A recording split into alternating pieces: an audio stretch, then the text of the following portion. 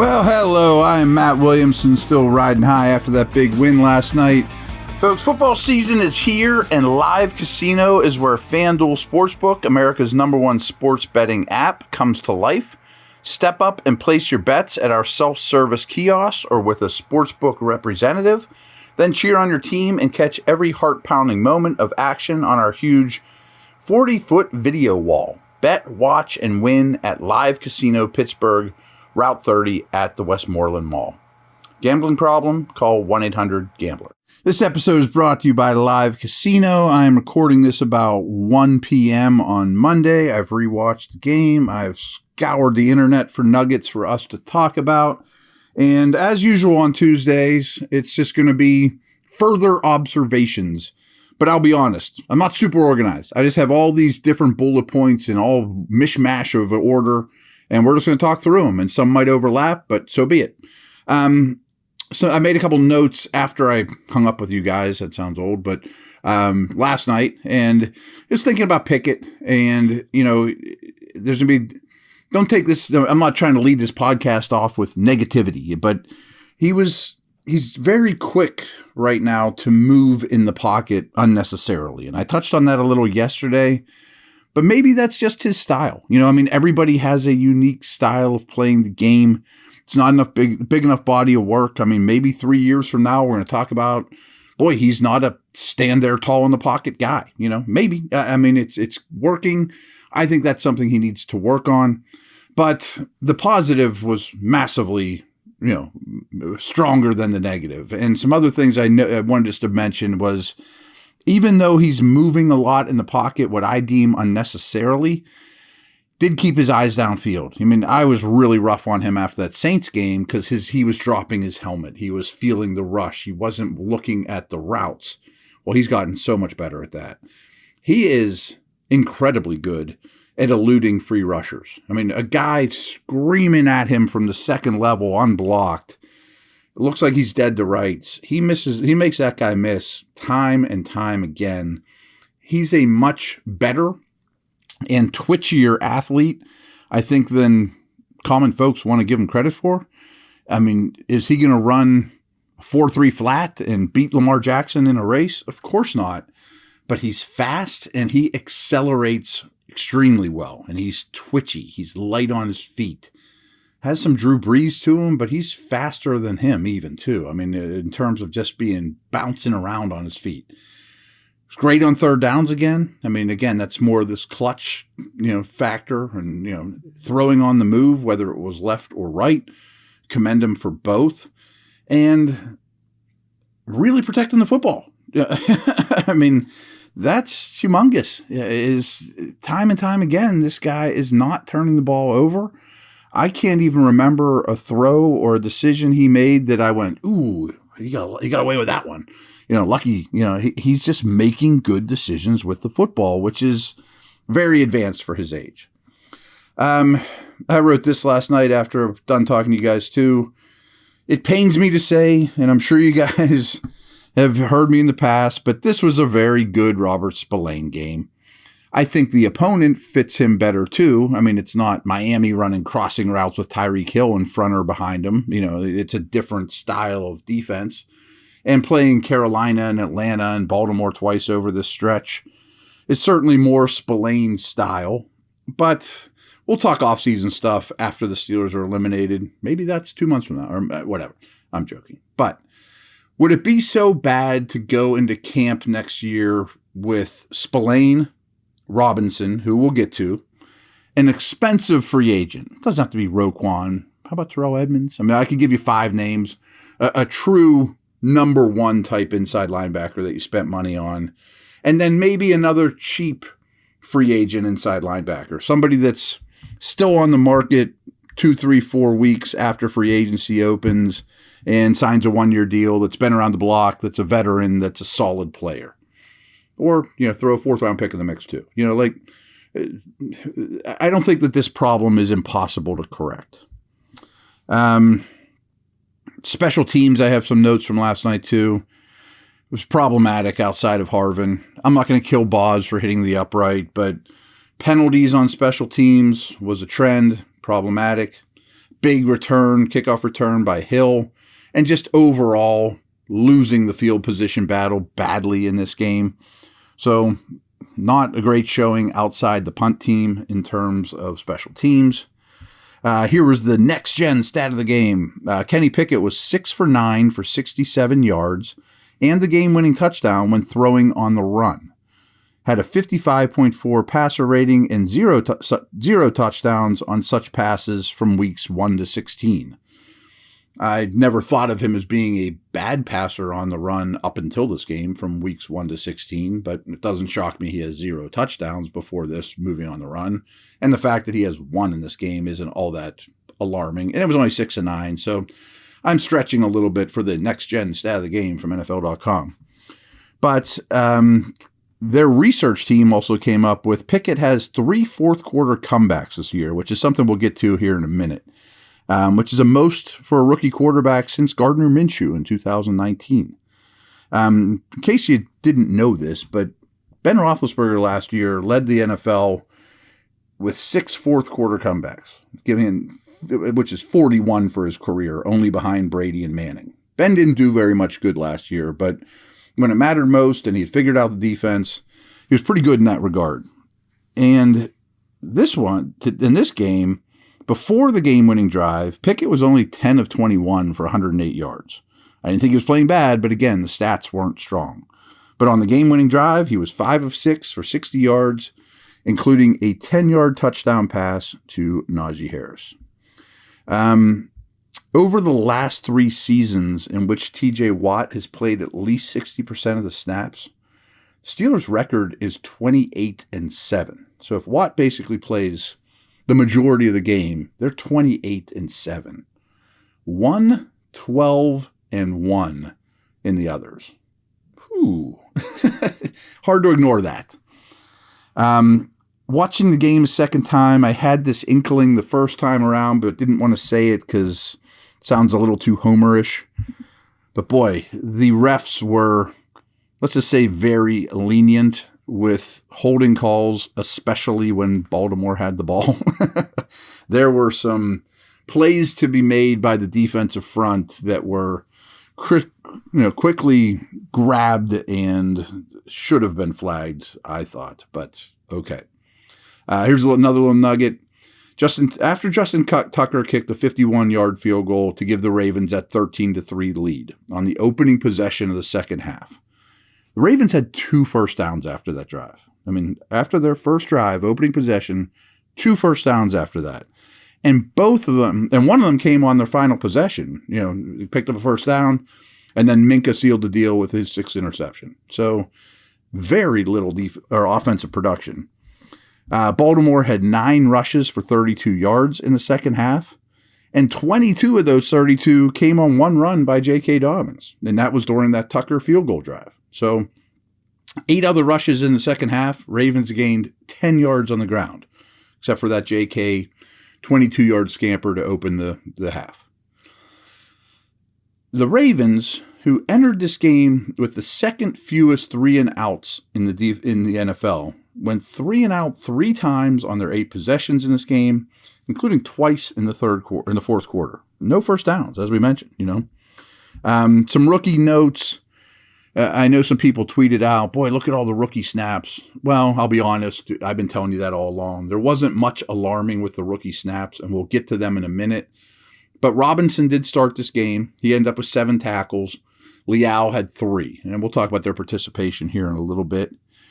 I forget where I read this. It might have been from Dale, but Kendrick Green, I guess in practice this week, played the part of Ricard as the big moving fullback. And say what you want about Kendrick Green, he's been really bad, but he moves well. He runs extremely well. He really isn't all that much different than Ricard, who isn't going to carry the ball but I mean, just a guard in the backfield is all Ricard is.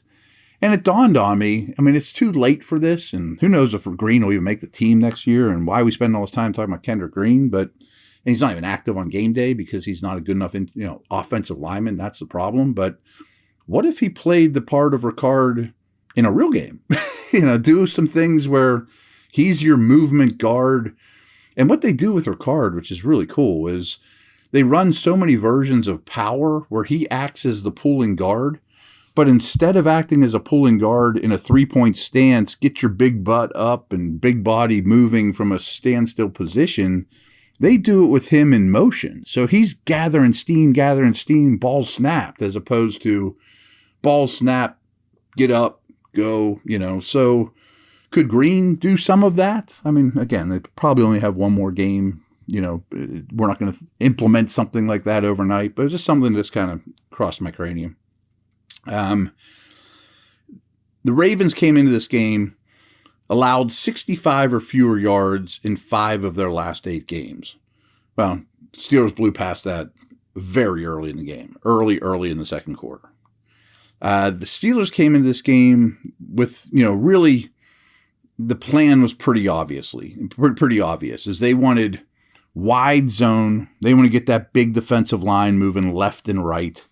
And I guess they stressed with some of the post-game comments and interviews that they really, really went out of their way to making sure Queen and Roquan were touched. I mean, even if that meant leaving your double team too early, at all costs, we can't let the linebackers run free. And they did a really, really good job of that, especially the guards, Daniels and Dotson. Got to the second level, showed mobility. Queen had a rough game. Roquan was good, but he didn't blow the game up. Steelers came out running. I mean, their first 17 plays, they ran the ball on 11 of those. 5 of their 7 full drives lasted at least 11 plays. So I'll try to look into this during the week as we prepare for the last game. But a week or two ago, it was the Steelers and Chiefs were at the top of the league in drives that lasted 10 or more plays. So 5 of their 7 were 11 plays or more. It's not easy to do, and frankly, it's a little bit of a dangerous game to play because it goes back to very little explosives, churning out early yards, converting third downs, can't take a holding call or get behind the chains. But because Kenny's been so good on third downs too, usually it's third and manageable. It's working. So that's their formula. It's really the only way they could play at the moment. They're not going to throw bombs to Tyreek Hill. We know that, or let alone scheme somebody up with play action. You can listen to my rant yesterday about that. So I'll be back here in a minute. We got some snap count stuff to talk about, some interesting things there, as well as some other nuggets and a little bit of stock up, stock down too.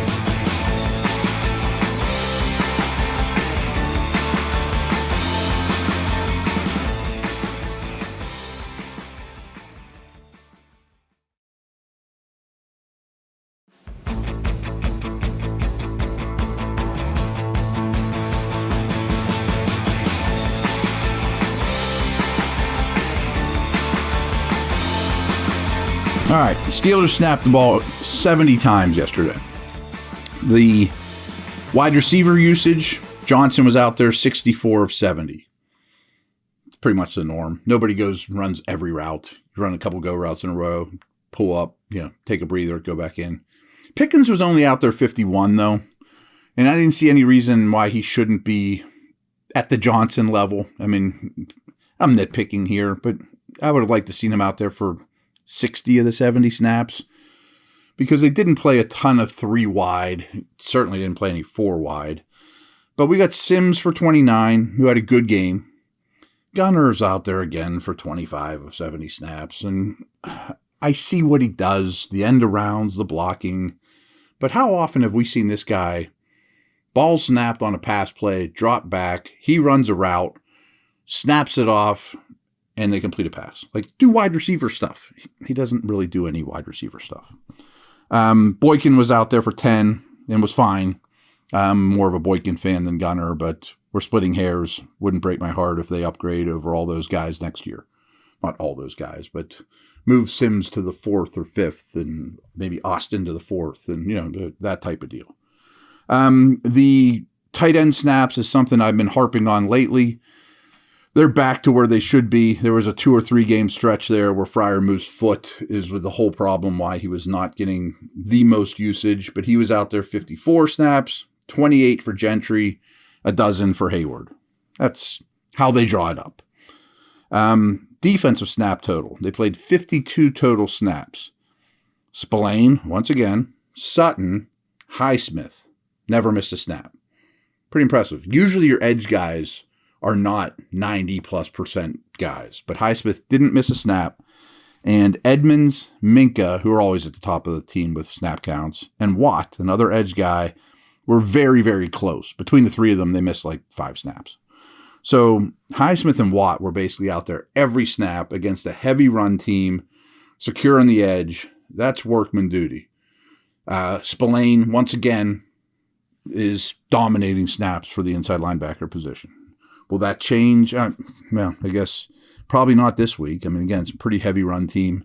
I just wonder if they were playing the Chiefs or Bills or somebody like that. Would it still keep up? Probably, and we'll get to some of that here in a minute.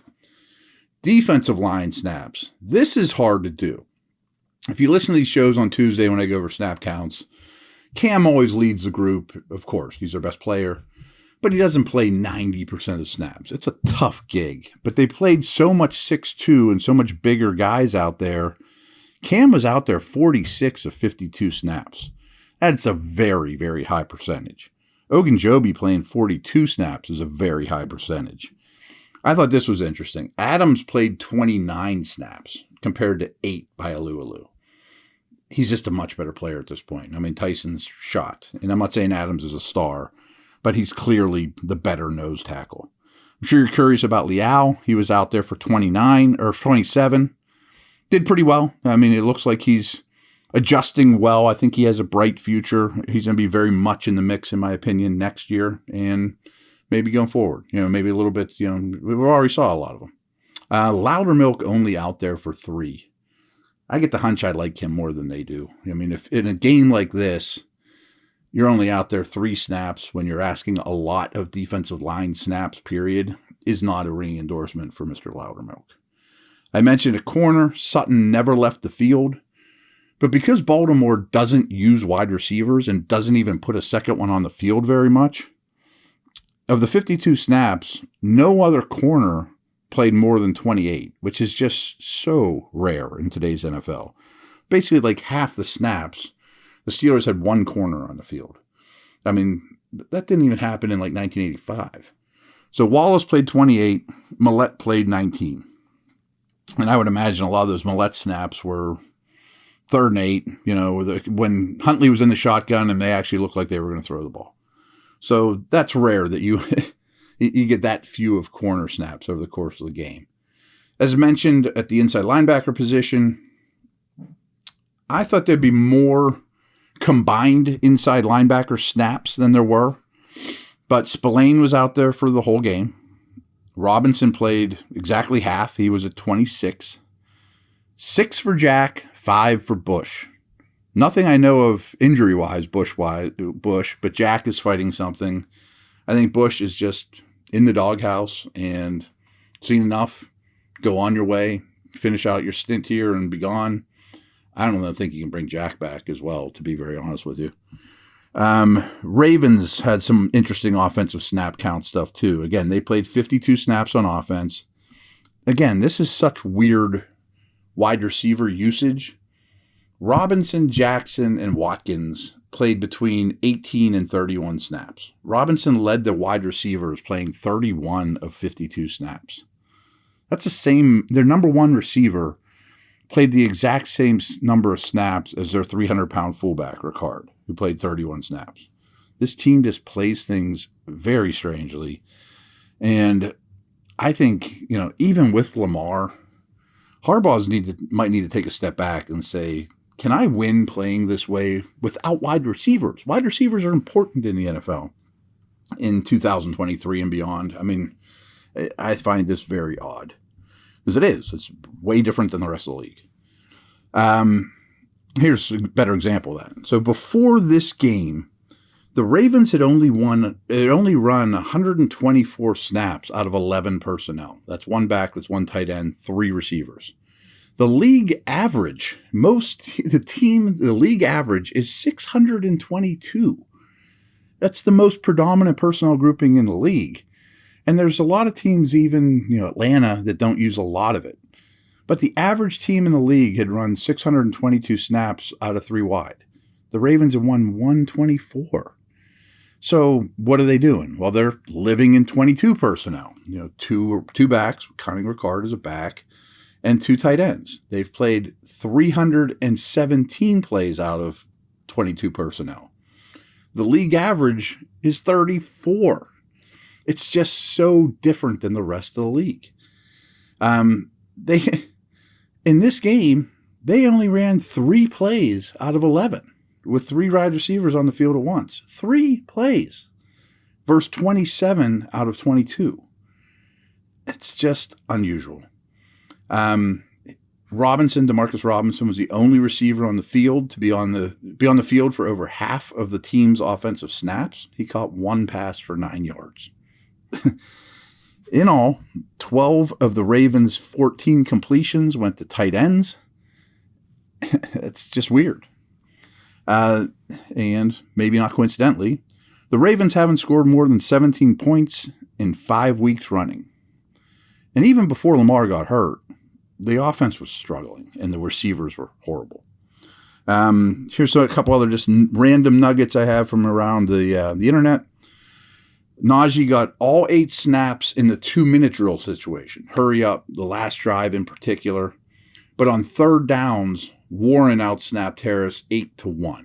And I'm betting Harris's 1 came in the 2-minute drill because these things can overlap. You can get the 3rd down when you're in the 2-minute drill. But Najee was a 2-minute drill guy. Warren was clearly the 3rd down guy, which he's been. I looked at Pro Football Focus. That's where I get my snap count stuff. I think they're the best for that. And I don't pay a ton of attention to their grades, but I look who's at the top. Pickett had a ridiculous grade from them. It was like 94 out of 100. And we get this packet from the NFL. Here's all the players in the whole league that got a PFF grade of 90 or above. And it's usually like 12 or 15 guys. And most of them are 90, 91. Pickett might be number 1 on the list. I have no idea what the rest of the league did this week, in terms of PFF grades. Normally I don't pay much attention. But he got a massive PFF grade this week. And by their standards, he had 3 big-time throws. And maybe as importantly, didn't record a turnover-worthy play. I like their turnover-worthy stats quite a bit. Like some people get lucky, ball comes out of their hands, doesn't get picked off, but it was still turnover-worthy. He had 0 of those. This is kind of crazy too. Pickett also became the first rookie in NFL history to throw a game-winning touchdown pass in the final minute of the 4th quarter in back-to-back games. First time it's ever happened in the history of the league. Defensively, we kind of talked about this a little bit. Once again, the Ravens really did not use a 3rd corner, even though the Steelers actually used wide receivers and had 3 receivers on the field a lot. The only time a corner besides Stevens and Humphreys came in the game was due to injury. They just used Hamilton, their big safety, as the extra corner, which somewhat of a luxury, but that would worry me. Like if you're playing the Bengals, are you going to guard wide receivers with safeties all day long? It's strange. But Peters was hurt. TJ Watt got home for 1 sack, 2 hits, 2 hurries across 22 pass rush snaps. Pretty good. 2 hits, 2 hurries, 1 sack on 22 pass rush snaps. He also added 3 tackles for loss or no gain against the run. Was really, really good in this game. I mean, his run defense was better than I thought looking back at it. The Steelers' offensive line did a good job of keeping Pickett's jersey clean. They didn't allow a single sack or hit, giving up 6 pressures across 29 passing plays. That's on their first review, Pro Football Focus. No sacks, no hits. And some of that's also going back to the start of the pod, Kenny getting out of the way really, really well. I just have a couple stock ups. Mentioned Dotson getting the 2nd level, but he was also really good in protection. His best games are really impressive, and this was one of them. Watt's run defense was better than I thought. I got to admit when I'm wrong, but I got to admit that, Spillane played really well. And Mark Andrews was a stud in this game. I told you guys about that last night. But he's back to looking great. It also dealt with some single coverage and things like that. But Andrews was a really, really good player. That'd be one of the positive I took out of this if I were a Ravens fan. Down, Chooks had a rough game. Chooks had a really rough game. I'm not super worried about him, but he was the weak link for sure of the line. Not to bring negativity here, but I'm still not getting it with Gentry. I watch him run block, and it's okay, but he offers nothing as a receiver. I just don't think what he brings as a run blocker is dominant in any way. I think it's very, very average. That doesn't outweigh what he doesn't bring in the passing game. So Gentry, to me, is really dropped off. I thought he was a nice story, coming along well, useful, physical. Now I look at him and think he is just a guy. Bush is obviously in the doghouse and maybe to never return. And then a couple of the Ravens players that are brand name dudes had a tough outing. Patrick Queen was brutal in this game. Couldn't get off blocks, wasn't great in coverage, really didn't do anything well. Linderbaum, their first-round center, was awesome against the Steelers in the first matchup. Really had a tough one in this one. And then both their tackles, Stanley, who I don't know if he'll ever be the same, but has been playing a lot lately finally with the ankle, and Moses, who I think got benched for Macari halfway through. I know he was in and out of the game. They didn't say if it was injury or benching. It would have been nice to know. But both those tackles didn't play particularly well, particularly in the run game. So that is what I got for you today. Nice Steeler win, still in it. And we will reconvene tomorrow. If you want to send me some ideas for tomorrow's pod, that Wednesday one's always a little up in the air. I got to get creative. I am at Williamson NFL. And check out my other podcasts too, Peacock and Williamson. So download that while you're at it. Over and out.